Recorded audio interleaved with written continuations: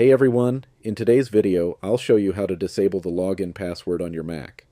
Whether you're using a MacBook with an M1, M2, M3, or M4 chip, the steps are the same. Let's get started.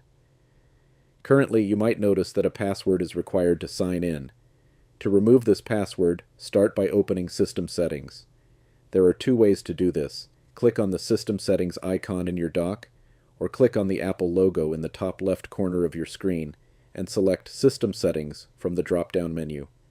Once you've opened System Settings, you'll see a menu on the left-hand side with several options. Scroll down and select Users and Groups. Next, choose the user you want to modify.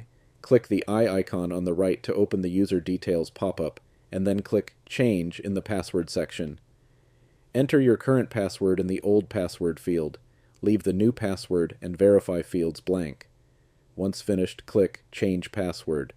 A prompt will appear indicating that no new password was entered. Click Continue, and your Mac will no longer require a password for logging in.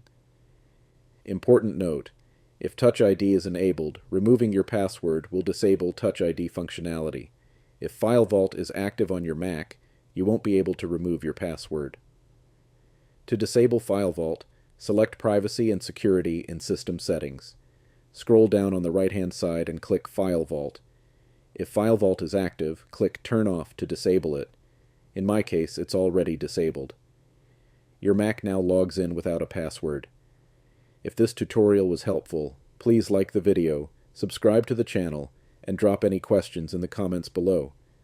Thanks for watching and have a great day.